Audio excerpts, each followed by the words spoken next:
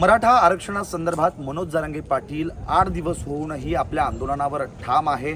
आमरण उपोषण सुरूच राहील. सरसकट मराठ्यांना आरक्षण दिलंच गेलं पाहिजे आणि त्याचबरोबर ज्या पद्धतीनं मराठा तरुणांवर गुन्हे दाखल करण्यात आलेले आहेत, करण्यात येत आहेत, ते मागे घ्यावे अशी आग्रही मागणी मनोज जरांगे पाटील यांनी घेतलेली आहे. आणि संपूर्ण राज्यभरातून तरुण मंडळी असतील, ज्येष्ठ मंडळी असतील, महिला भगिनी असतील, हे मनोज जरांगे पाटील यांना भेटण्यासाठी अंतरवाली सराटी या ठिकाणी हजारोंच्या संख्येनं दाखल झालेले या ठिकाणी बघायला मिळतात. आणि असाच एक तरुण जो आहे हा कोल्हापुरातून थेट अंतरवाली सराटी या ठिकाणी बाईक रॅली काढत या ठिकाणी आला आणि त्यानं आपल्या रक्तानं मनोज जरांगे पाटील यांना पाठिंबा देण्यासाठी हे आपल्या रक्तानं पत्र जे आहे ते लिहिलेलं आहे. सिद्धेश भैरू कुपले, बरोबर? सिद्धेश, काय सांगशील? चक्क आपल्या रक्तानं तू या ठिकाणी पत्र लिहिलेलं आहे आणि पत्र लिहत पाठिंबा दर्शवला. सर्वप्रथम सर्वांना जय जिजाऊ आणि जय शिवराय. छत्रपती शिवाजी महाराज आणि छत्रपती शंभूराजे यांच्या पदपर्शाने पावन झालेल्या या महाराष्ट्राच्या भूमीमध्ये आपण पाहिलं तर 350 वर्षापूर्वी छत्रपती शिवाजी महाराज यांनी 12 बलुतेदार आणि 18 पगड जातीच्या लोकांना, मग ते महार, चांभार, तेली, माळी, कुणबी, मराठा, धनगर, ब्राह्मण या सर्व लोकांना मराठा या एका नावाखाली एकत्रित केलं आणि त्यांनी याच महाराष्ट्राच्या मातीमध्ये सह्याद्रीच्या दऱ्याखोऱ्यामध्ये स्वराज्याची मुहूर्त रोवलेली आहे.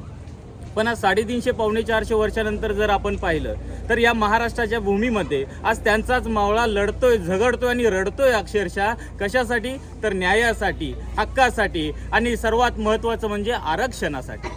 मग ते आरक्षण हा भामटे सरकार जे आहे ते आपण पाहिलं तर छत्रपती शिवाजी महाराजांच्या नावाखाली मतं एकत्रित करतं, छत्रपती शिवाजी महाराजांच्या नावाखाली सत्ता प्रस्थापित करतं.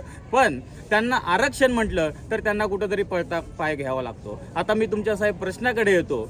इथं बघितलं तर आपण 1.5 एकरचा मालक, 40 किलो वजनाचा मालक, एक साधारण शेतकऱ्याचा मुलगा इथं उपोषणाला बसलेला आणि लढतोय तो आपल्या कोट्यावधी मराठी बांधवांसाठी. मग त्यांना कुठंतरी आपण सहकार्य करणं, त्यांच्या त्या योद्धा कार्य करतायत त्याच्यामध्ये आपल्याला सहभाग नोंदवणं आपल्याला कुठंतरी महत्त्वाचं वाटलं. म्हणून साहेब हे मी रक्ताने इथं आपल्याला पत्र इथं सादर करत आहोत.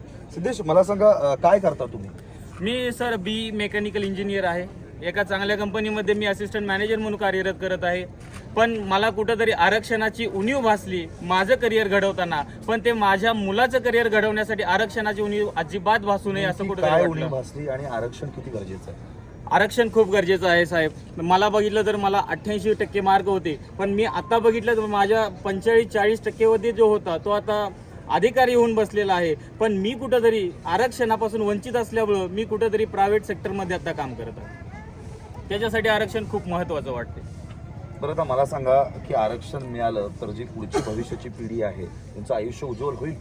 नक्कीच होणार आहे. मी स्वतः आता काही महिन्यातच बाप होणार आहे. माझी बायको 5 महिन्याची प्रेग्नेंट आहे आणि त्या मी मुलासाठी इथं आलेलो आहे. माझं तर आयुष्य अंधारामध्ये गेलेलंच आहे. मी त्या माझ्या मुलासाठी इथं आलेलो आहे आणि असे कित्येक हजारो, लाखो, करोडो मुलं आहेत. त्या मुलांसाठी आम्ही इथं साहेब आलेलो.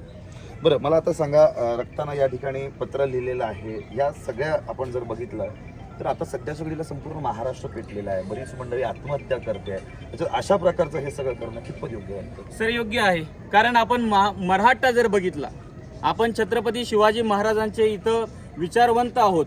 जर छत्रपती शिवाजी महाराजांच्या काळामध्ये आपण बघितलं तर मराठ्याच्या 2 बाजू होत्या. पहिली बाजूमध्ये कुणबी मराठा जो होता तो आपलं शेती कसून रयतेचं पोट भरत होता.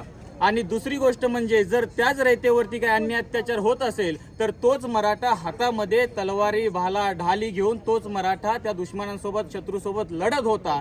शासनाने आतापर्यंत आपली पहिली बाजू बघितलेली आहे. कुणबी मराठा, शेतकरी मराठा, बळीराजा मराठा ही पहिली बाजू आहे.